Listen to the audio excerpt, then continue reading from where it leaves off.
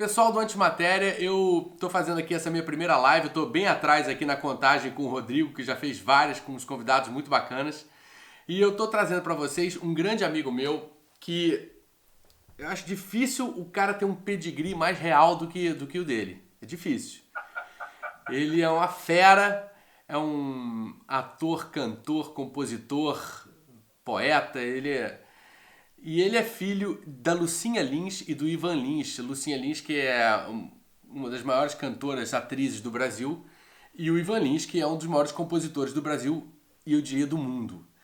E ele é o Cláudio Lins, meu amigo de longa data, com quem eu já tive o prazer de dividir o palco, fazer vários trabalhos, não só o palco, mas também parcerias fora dos palcos. E Para os ele, palcos, ele né? veio bater esse papo com a gente. Hã? Para os palcos, né? Parceria para os palcos, né? Para os palcos, sempre perto dos palcos. Ele veio bater esse papo com a gente. Queria pedir para vocês, antes de mais nada, darem um pulo no canal do Cláudio no YouTube ou procurarem aqui o Cláudio nas redes sociais. Eu vou deixar escrito aqui na tela para vocês verem todas as formas de vocês entrarem em contato com o trabalho desse artista incrível. E se você estiver assistindo esse vídeo no canal do Cláudio já, porque nós estamos fazendo essa parceria, nós vamos mostrar o vídeo aqui no Antimatéria e o Cláudio vai postar o vídeo na rede dele. Então vocês venham conhecer um pouquinho do nosso conteúdo aqui no Antimatéria, que é um canal bacana sobre cultura, sobre filosofia, arte, religião. A gente fala de diversos assuntos e tem muita coisa legal para vocês. Bom, Cláudio, queria te agradecer e dizer que é um enorme prazer bater esse papo contigo aqui. É um prazer estar aqui no Antimatéria, com um espaço tão bacana, tão democrático, tão interessante, né? Então fico muito lisonjeado de estar aqui dentro desse espaço tão interessante, como mais um produto interessante para o espaço. Então, obrigado pelo convite. Não, você não é produto, você é luz, é raio, estrela e luar. Meu iaiá, meu ioiô. Ô, Cláudio, deixa eu te falar uma coisa. Só pra. Como eu falei da sua genética, vamos dizer assim, eu queria que você falasse um pouquinho para as pessoas como é que foi a tua entrada na carreira artística, assim, porque é claro que a música veio do berço. Tanto o seu pai quanto a sua mãe são nomes importantíssimos, assim, da música brasileira. Então, assim, eu não preciso perguntar como é que você começou sua carreira na música. Mas o que te fez querer ser ator? Foi uma coisa, assim, natural? Ou você mesmo se impôs essa responsabilidade por causa do exemplo, principalmente da Lucinha? Acho que, obviamente que eu tinha já em casa esse ambiente muito ligado à cultura, né? Com muita música, principalmente. A minha mãe, na verdade, ela é uma cantora que se tornou atriz ao longo da vida dela. Era uma coisa que também não estava planejada para ela, assim, ela não se via atriz, até começar a surgir oportunidades e ela abraçar esse campo, assim, magistralmente, com o talento que ela já tinha. Então eu tinha esse ambiente de música muito na minha casa, que obviamente era contagiante, né? Eu vivia muito respirava muito esse ambiente musical. Mas quem trouxe o teatro para as nossas vidas, e especialmente para mim, eu digo nossas porque os meus irmãos ainda brincaram com teatro antes de decidirem por não ser artistas, foi o meu padrasto, Cláudio Tovar, né? Ele sim era um homem de teatro. E essa brincadeira de teatro começou lá em casa com um musical chamado Sapatinho de Cristal, que os meus irmãos também participavam, tinha filhos de outros amigos e tal. E ali o bichinho do teatro começou a me picar, né? Eu tinha 11 anos de idade. Até que, com 18 anos, mas eu ainda era estudante de música, eu estudava música.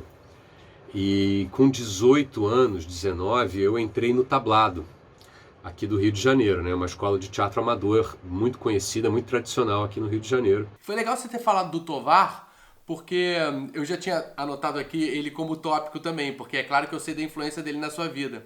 Então é muito legal a tua história, porque ela tem... Eu brinquei com essa história da genética, mas ela tem a genética e ela tem a circunstância, né? Ela tem também essa influência do Tovar, que veio, é claro, pela união dele com a Lucinha, mas não poderia ter sido uma injeção de teatro mais forte, né? Já que eu tô com essa, talvez eu esteja com vacina na cabeça, mas você já foi vacinado ali mesmo né, pro pró-teatro, né? É. Mas o que me fez realmente me amarrar no teatro, porque até então era muito uma brincadeira, era uma grande brincadeira da casa. Eu ainda criança, cheguei a fazer outra peça infantil e tal. Mas quando eu ingressei no tablado, é como se eu tivesse encontrado a minha turma. Não que eu não me dê bem com os músicos e com o pessoal da música, mas ali no teatro, no palco, com aquela galera, eu falei, cara, aqui é o meu lugar, essa é a minha galera, é aqui que eu quero ficar.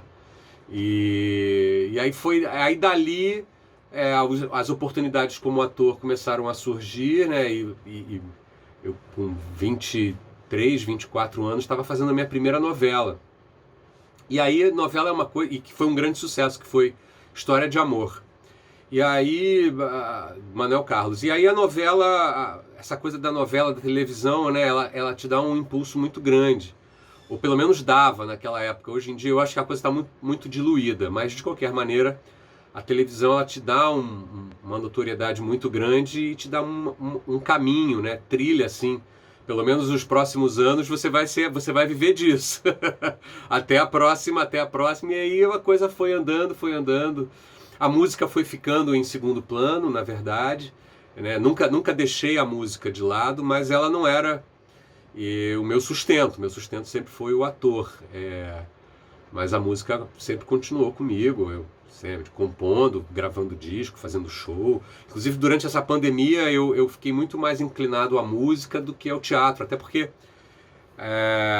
como eu sou um criador de música, você criar em casa é o comum, né? Mas você perder o palco, parece que tirou um pedaço mesmo. Eu confesso que nessa parte de teatro eu fiquei meio perdido assim com essas novas mídias. Eu também fiquei. E eu te confesso até uma dificuldade, assim, porque nossos amigos todos de teatro, todo mundo, eu diria que o meio teatral todo teve que um pouco se adaptar, obviamente, e se reinventar, né? E eu acho que algumas pessoas talvez tenham se dado melhor do que outras nesse sentido, talvez por uma facilidade já prévia com uma câmera, porque tem muita gente que não estava acostumada com nada disso e de repente tá tendo que atuar com esse outro elemento que é muito forte ali presente. Eu não assisti peças online. Eu tô com uma certa resistência. Eu também, eu entendo perfeitamente. Eu acho muito legal que tenha muita gente que está se adaptando a esse novo meio de comunicação. E acho mesmo que a gente ganhou um novo meio de comunicação e que é um meio de comunicação que ainda tem muito a evoluir do ponto de vista artístico, né? Eu acho que da mesma maneira que quando a televisão surgiu, ela no primeiro momento ela era muito o espelho da rádio, né? Até ela se encontrar encontrar sua linguagem própria, aí demorou um bom tempo. Acho que esse meio novo que a gente está vivendo também aí vai ter aí um processo aí de evolução, de você criar produtos artísticos específicos para essa linguagem. Eu confesso que até no início da pandemia eu cheguei a testar assim, algumas coisas de linguagem para esse novo meio. E entendo você, eu assisto algumas coisas de teatro e já vejo assim, já vislumbro no trabalho das pessoas algumas boas tentativas, alguns bons apontamentos, assim, algumas boas direções no sentido de descobrir uma linguagem que seja muito própria desse meio de comunicação. Mas, de um modo geral, é uma coisa que não me pega, que não me emociona, porque realmente o presencial, né, do teatro, ele é muito... Eu acho que talvez a gente esteja falando aí de uma questão de definição mesmo. Que, assim, por definição, o teatro exige a presença física das pessoas. Então, talvez assim, eu acho que é incrível que diante de uma adversidade como essa, as pessoas consigam se reinventar e buscar uma outra forma de se expressar com o auxílio da tecnologia. E a gente está com saudade do teatro. Quando eu digo que eu tô com saudade do teatro, eu não quero ver uma peça no meu computador. Entendeu? Exatamente. Eu quero ver uma peça Exatamente. lá. Eu quero sentir o cheiro. Eu quero sentir, sabe? Eu quero sentir o cheiro da fumaça. Eu quero ver a textura das luzes. Coisas que, assim, não podem ser traduzidas por esse meio eletrônico, entendeu? Exatamente. É só isso, não é nenhuma questão de rejeição a uma coisa nova. Eu sou um consumidor voraz de audiovisual, você sabe disso. Mas é só uma questão de serem coisas diferentes. Mas é bom a gente também ter no horizonte que nós, eu e você e muita gente, nós somos de uma geração que tem essa experiência presencial muito forte, né? E é possível que esteja surgindo uma geração que vai se adaptar muito mais facilmente do que nós a esses novos meios. Então, eu acho que a nossa obrigação é muito mais de produzir para esse meio do que de consumir para esse meio, porque vai ter quem consuma. Como naturalmente, em algum momento, e imagino que você também tenha sentido isso, o meio da televisão também tenha se tornado um meio que em algum momento também não. Eu já não assisto tanta novela, mas eu adoro fazer novela. Então... As minhas filhas, elas não veem televisão normal. A televisão para elas já não é uma realidade, como foi pra gente e como foi tão definidora pra gente. A televisão pra gente, ela definiu muita coisa. Ela foi responsável por toda a nossa estrutura de entender um produto audiovisual, a televisão e o cinema. E para as minhas filhas, não. A linguagem a que elas estão acostumadas é uma linguagem... Vou dar um exemplo bobo. Elas não quando nas raras ocasiões em que eu ligo a televisão normal aqui para elas verem e entra um anúncio no meio do programa delas, elas não entendem o que é, elas não sabem o que é um anúncio, uma propaganda de televisão, com aquele tempo ali de 30 segundos, entendeu? Exatamente. Agora, tem uma coisa só nesse... A gente, obviamente, fica levantando os prós e contras da evolução das coisas, né? Porque se a gente tiver um olhar histórico sobre tudo isso, não existe o melhor e nem o pior dessas coisas todas que estão surgindo. Mas, assim, eu tendo um olhar crítico sobre tudo, e nós temos, né? O que eu lamento é que a televisão, ela é uma experiência coletiva. Ela tende a ser uma experiência coletiva. Ela fica na sala, né, onde a família se reúne para assistir um programa, né, ou fica no quarto, que seja, mas assim, ela é, de um modo geral, uma experiência coletiva, porque ela é uma experiência para um ambiente. O que acontece no celular ou no tablet é uma experiência individual. E aí eu percebo esse fortalecimento do individualismo na sociedade já a partir dessa rotina, né, do individual, da comunicação já, né? A comunicação já vai se tornando individualista, né? E isso já vai também tendo reflexos na sociedade como um todo.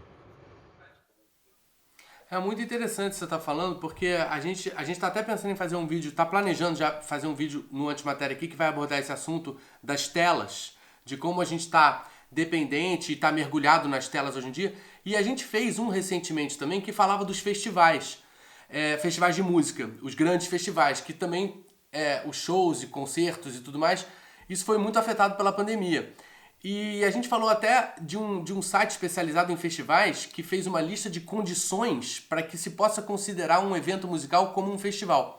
E uma das condições é essa, é ser presencial. Ou seja, não existe festival por Zoom. Existe o que você quiser fazer por Zoom ou pelo telefone. Mas isso segundo esse site, tá? Não sou eu que estou falando, não.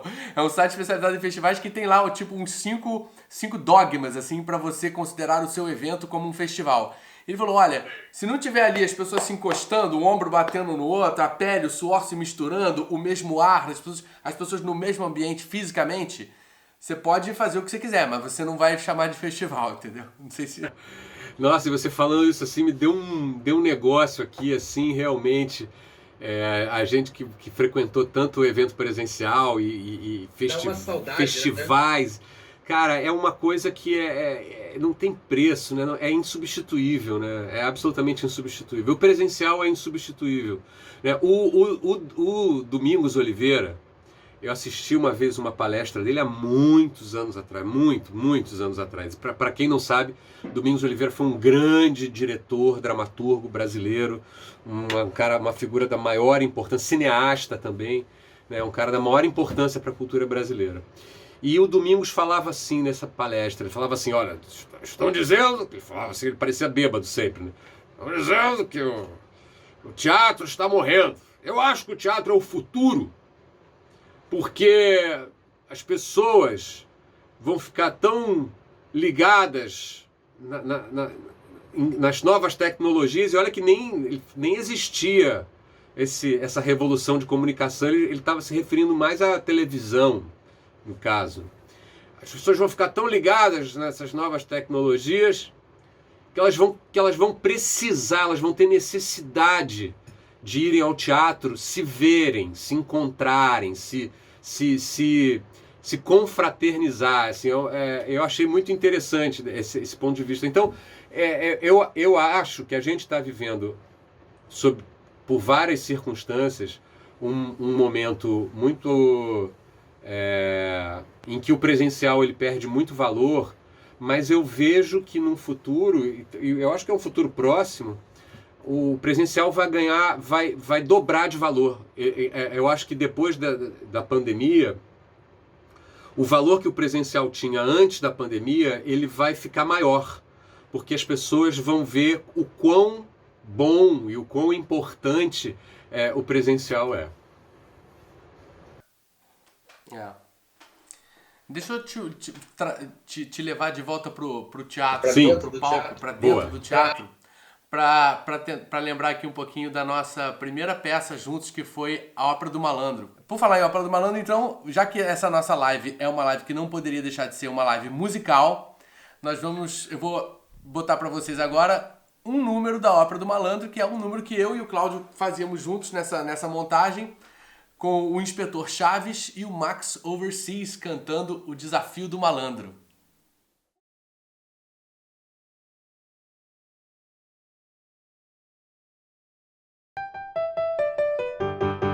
Você tá pensando que é da alta sociedade, ou foi montar exposição de souvenir de gringo, ou foi fazer a fé no bingo em chá de caridade. Eu não sei não, só sei que você vem com 5 o'clock, very well my friend. A curriola leva um choque, nego não entende, e deita e rola e sai comentando. Que grande malandro é você. Tá fazendo piada, vai querer que eu chore? A sua estampa eu já conheço, do Museu do Império, mausoléu de cemitério, feira de folclore. Eu não sei não, só sei que você vem com reco, berimbau, farofa, curriola, tem um treco, nego faz galhofa, e deita e rola e sai comentando. Que grande malandro é você. Que era um sujeito tipo jovial, agora até mudou de nome. Você, infelizmente, continua igual, fala bonito e passa fome. Vai ver que ainda vai virar trabalhador. Que horror! Trabalho, a minha nega e morro de calor. Falta malandro se casar e ser avô. Você não sabe nem o que é o amor, malandro infeliz. Amor igual ao seu malandro tem 40 e não diz. Respeite uma mulher que é boa e me sustenta. Ela já foi aposentada, ela me alisa e me alimenta. A bolsa dela tá furada e a sua mãe tá na rua. Se você nunca teve mãe, eu não posso falar da sua. Eu não vou sujar a navalha, nem sair no taba. É mais sutil sumir da lapa. Eu não jogo a toalha. E onde é que acaba essa batalha? Em fundo de caçapa. Eu não sei não, eu não sei não. Só sei que você perde a compostura quando eu pego o taco. A curriola não segura, nego coça o saco e deita e rola e sai comentando que grande malandro é você. Esse aí foi o Desafio do Malandro. É uma música divertidíssima, né? Eu adorava fazer esse número. Aliás, essa montagem da Ópera do Malandro 2006, que a gente fez no Teatro Leblon, a gente estreou em Portugal e depois fez uma temporada no Teatro Leblon. É uma montagem que ficou marcada pra mim por vários motivos. Um dos quais, sem dúvida nenhuma, dividia a cena com o Cláudio. Que ali a gente estava realmente aprofundando a nossa amizade, ficando mais próximo, ficando mais amigo ao longo daqueles anos ali, daquela temporada. Foi poucos anos antes, o Cláudio tinha já conhecido a Xanda, né, que é a mãe do Mariano, então, enfim. Foi um momento muito importante ali pra mim também, pra sua vida, eu acho que pra minha também. A gente dividiu junto esse meio dos anos 2000 ali, que pra mim a grande referência dessa época são justamente as peças que eu fiz, assim, talvez de 2003 a 2008, mais ou menos, assim. Eu não lembro muito o que estava acontecendo fora da minha vida no teatro, entendeu? Não a minha linha do tempo, ela tá marcada pelas peças que eu fiz, assim, nessa época. Não tanto por, tipo, quem é que era o presidente, tudo bem que... Tá entendendo?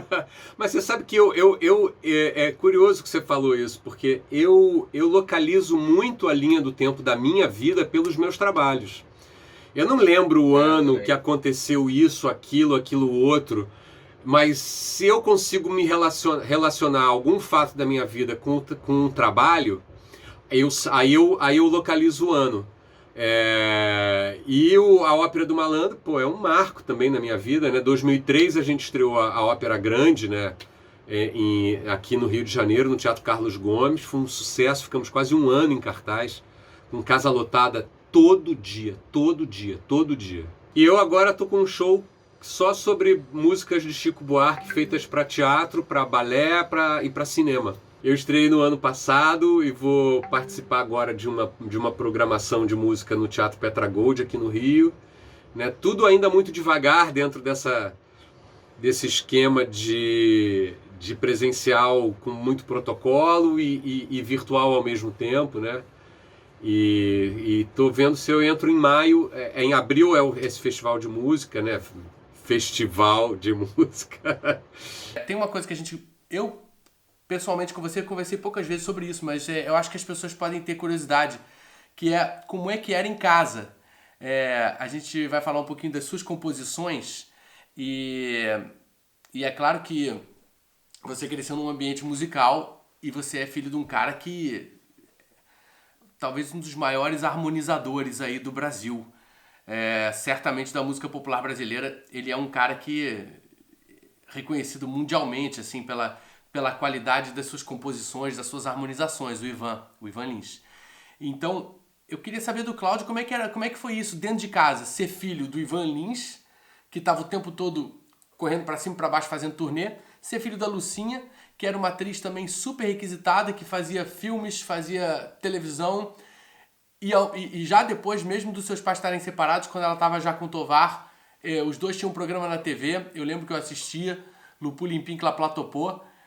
Então, assim, e a gente sabe que fazer televisão é uma coisa doida, né? Ainda mais naquela época que a pessoa ficava gravando no estúdio o dia inteiro.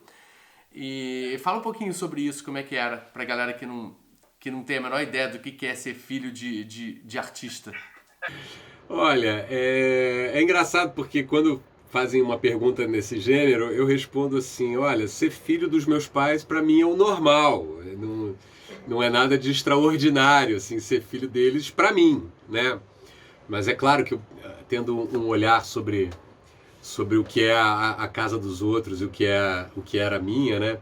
Não me lembro de ter tido nada assim tão específico. O meu pai, por exemplo, foi um cara que ele vivia muito o universo musical dele. Para ele viver e para ele criar a obra que ele criou, ele vivia muito recluso, assim. Ele era um cara que chegava, ficava muito no estúdio dele. Eu acabei de ler agora a biografia do Tom Jobim, escrito pela irmã dele, lindo, lindíssimo o livro.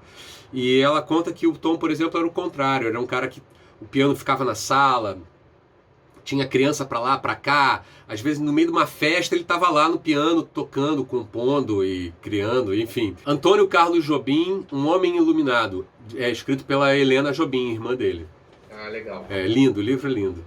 E meu pai não. E para além disso, né, o meu pai sempre estava envolvido muito em turnê e viagens e tal.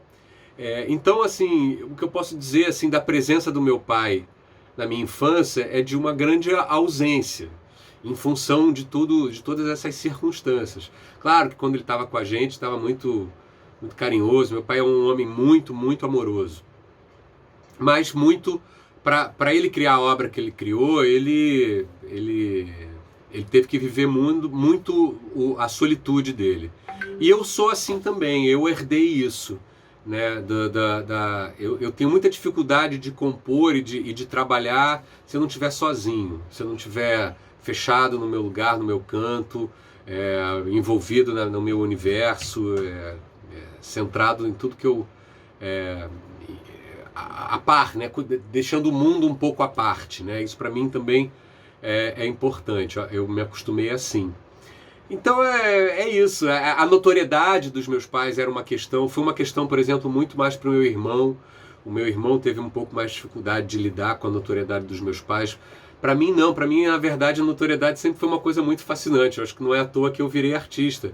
Eu tenho até uma entrevista assim, quando eu criança, quando eu fiz os meus primeiros musicais, em que eu dizia assim, o meu sonho é ser um ídolo. Na verdade eu queria era aparecer, eu vi os meus pais brilhando e eu queria brilhar também, eu queria ser o centro das atenções também, né, dentro da minha cabeça. Isso me faz pensar um pouco essa coisa, a influência que a atmosfera tem sobre a gente, que as circunstâncias têm sobre a gente. Você recebeu ali quando criança, assim como eu, a gente recebeu como retrato cultural do Brasil uma coisa muito vibrante, uma coisa muito que enchia a gente de esperança em relação ao futuro cultural do Brasil. E a gente falou já antes sobre isso e agora o panorama está tão tenebroso assim. Como é que você está vendo agora? Você dá para ter alguma esperança? Curto prazo está difícil, né? Olha, a esperança a gente sempre tem, né? A gente sempre está aí numa certa resistência, né? Tentando lidar com os dias ruins, né? Porque tem dia que você não quer, você fica numa depressão danada, né? Aqui no Brasil, principalmente, né? Com tudo isso que a gente está vivendo. As previsões não são boas, a verdade é essa, e não serão, pelo menos até o final desse governo que esperamos termine em 2022. As previsões para a cultura no Brasil não são muito boas, são ruins, pelo menos para a cultura de qualidade, né? Ou para quem busca uma cultura de qualidade, né? Mas a gente vai resistindo, a gente vai fazendo, não vai deixando de fazer, né? Agora, vai ficando cada vez mais difícil, né? A gente vê gente desistindo, a gente vê muita gente desistindo, gente indo pro Uber, né? Artistas que vão lá e vão começar a fazer Uber ou o que quer que seja, né? Ou então indo para fora, né? Nesse momento nem dá para ir para fora, mas muito artista largando o Brasil, né? E indo tentar a vida em outros lugares. Então, difícil dar uma previsão positiva para a cultura no Brasil nesse momento. É muito triste ver como esse governo, já desde a época da campanha, se utilizou da Lei Rouanet de uma forma... Se utilizou da falta de conhecimento das pessoas em relação à Lei Rouanet e criou uma campanha realmente espúria de desclassificação da classe artística no Brasil, desclassificação de toda uma categoria. Isso é muito bizarro assistir isso no Brasil, é muito sinistro, muito triste, assim, eu não sei porque me lembrei agora da peça que você fez, do Beijo no Asfalto, pela qual você foi premiado, que foi uma adaptação de uma peça do Nelson Rodrigues, que a gente até citou outro dia num vídeo aqui do Antimatéria, um vídeo que a gente fez sobre beijo, a gente falou do Beijo no Asfalto também. Você adaptou essa peça para um musical e é muito difícil você ver esse tipo de iniciativa no Brasil de pegar a obra de um dramaturgo consagrado que, se você não valoriza isso, se você não faz como você fez de recriar essa obra, adaptar, transformar isso, essas coisas vão ficando para trás, porque a gente vê que nesse momento agora, valorização da cultura brasileira é praticamente zero. Ou seja, a gente esquece os nossos ídolos, a gente esquece os nossos grandes dramaturgos, a gente esquece o que de melhor já se produziu de arte nesse país, as poucas iniciativas que existem de lembrar, de guardar, de cultivar, elas não recebem apoio nenhum. É uma coisa, é desolador. É isso. É muito desanimador, para não dizer desesperador. Assim, é desesperador. Bom, para quem não sabe, eu e o Cláudio, nós escrevemos juntos um espetáculo musical sobre a vida do Ayrton Senna, que foi levado aos palcos em 2017. E eu me lembro bem, assim, só para voltar um pouquinho nas lembranças que nós temos juntos, assim, que são muito queridos. Eu me lembro do dia em que a gente apresentou o projeto para a irmã do Ayrton Senna e para a sobrinha do Ayrton Senna, né, a Viviane Senna e a filha dela, Bianca, que estavam ali diante de dois caras que elas nunca tinham visto na vida, não conheciam, e mais a produtora do espetáculo, a Aniela Jordan, que estava lá, e nós estávamos lá meio que naquele momento chave, assim, para você convencer a pessoa que você precisa convencer a aprovar o seu projeto e a embarcar na sua ideia. E nós tínhamos uma música composta. Porque isso vale a pena ressaltar também, essa era uma das nossas únicas exigências, digamos assim. Nós queríamos fazer um espetáculo com canções originais. Não nos interessava naquele momento fazer um espetáculo sobre a vida do Senna a partir de uma fórmula de canções conhecidas e tal. Existem muitos espetáculos muito bacanas que seguem essa linha, mas a gente estava com vontade de fazer um espetáculo com canções originais. Porque é assim que você cria uma dramaturgia musical original. E nós tínhamos uma canção para apresentar, que era o Tudo ou Nada. Uma música que nós compusemos com a última volta do Ayrton Senna no circuito de Imola em mente. Nós tínhamos esse momento na cabeça. A gente começou a imaginar o que poderia estar se passando na cabeça do Senna. E daí que nasceu essa música, né? Exatamente. E aí foi essa música belíssima, né? Que a gente fez, assim, que eu me orgulho até hoje muito, muito, muito dessa música. E me lembro bem desse momento porque foi difícil da gente realizar, cantar, porque o Cris ainda teve isso. Eu falei pra ele, vamos levar gravado, a gente grava uma demo, o Cris falou, não. Ele foi pra São Paulo com o violão, levou o violão de aço, corda de aço, tal, não sei o quê. Não, a gente vai cantar ali ao vivo pra elas. Eu falei, cara, você tem certeza? E foi dificílimo, porque assim, cara, na segunda estrofe, na terceira estrofe, as mulheres começaram a chorar copiosamente, assim, a ponto da gente... Eu não podia olhar para elas, eu tive que me concentrar muito, o Cris também, para a gente conseguir cantar essa música para elas até o final, porque foi uma comoção, assim, foi uma comoção. E quando terminou, a Viviane Senna, ela falou assim, olha, desde que o Ayrton faleceu, a gente recebeu aqui muitas músicas em homenagem a ele, né? Muitas músicas sentidas, bonitas, mas... nada como isso, nada como o que vocês apresentaram. O que vocês apresentaram aqui é um negócio assim, e ali a gente ganhou, né? Acho que a gente ganhou ali o direito de montar o espetáculo, acho que foi ali naquele momento. Bom, é isso, tem muita história para contar. O Cláudio é um cara que tem uma carreira linda, que tá explodindo, tá aí para vocês conhecerem, para vocês verem. Então, eu vou deixar escrito aqui de novo para vocês as redes aqui, Instagram, mas principalmente o canal do YouTube, como a gente está fazendo esse toma lá da cá aqui no YouTube. Se você estiver vendo esse vídeo aqui no Antimatéria, vai lá dar uma olhada no canal do Cláudio, se inscreve lá no canal dele. E se você estiver vendo o vídeo já no canal do Cláudio, vem conhecer aqui o Antimatéria, vem virar mais um inscrito aqui no nosso sótão. E vamos terminar então esse papo que foi maravilhoso. Eu queria agradecer o Cláudio. Vamos terminar esse papo então com o Tudo ou Nada, essa música que nós fizemos para o espetáculo Ayrton Senna musical. Nós fizemos um clipe especialmente para vocês aqui, a estreia mundial do nosso clipe vai ser agora. Então eu só vou deixar o Cláudio se despedir de vocês e vocês ficam com a nossa música e essa lembrança desse cara que foi um grande atleta brasileiro, um grande vitorioso e que deu muitos exemplos dentro e fora da pista, né? Para usar o clichê. Cris, estou assim, muito emocionado e feliz assim, de estar participando do Antimatéria aqui com você. Um abração, saudade assim até o último fio de cabelo, saudade de você, da sua família. Um beijo para você, um beijo para o Rodrigo. E acho muito pertinente a gente terminar esse programa aqui com um Ayrton Senna. A gente estava falando aqui muito de esperança, né?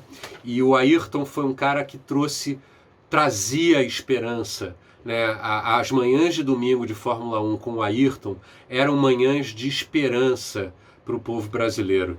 Então que a gente fique aí com essa imagem, com esse recado do Ayrton, com esse espírito, né, de esperança e de perseverança do Ayrton para o nosso futuro breve e para sempre, né? Eu acho que ele vai ser uma figura importantíssima para nós para sempre. Meu irmão, um beijo meu amigo, beijo. Não.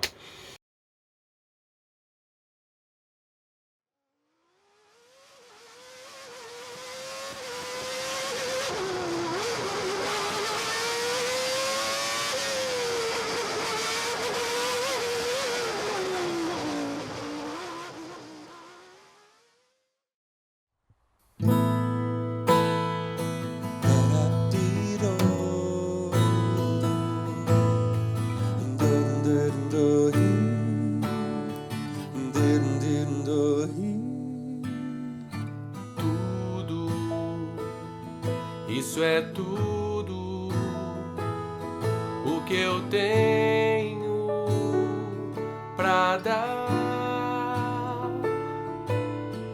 Nada do que fica me faria parar. Eu vejo além da linha de chegada, o mesmo tudo ou nada, me esperando pro jantar de adeus. E eu vou sem medo pro encontro mais bonito. É esse meu destino. Eu vou sem medo e levo aqui comigo milhões de corações de um país. Foi onde eu aprendi que ser feliz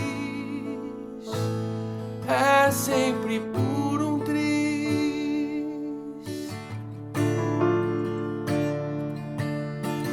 Tudo, mais que tudo, agradeço o amor. Nada no futuro vai valer se eu não for. Eu vejo além do muro à minha frente. De novo é tudo ou nada, mas agora o meu presente sou eu. E eu vou sem medo pro encontro mais bonito. É esse o meu destino, então eu vou sem medo e levo aqui comigo milhões de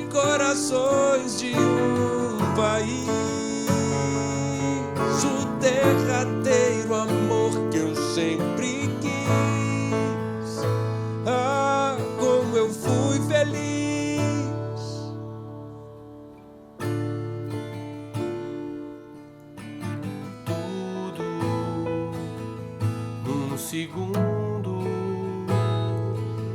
em que o tempo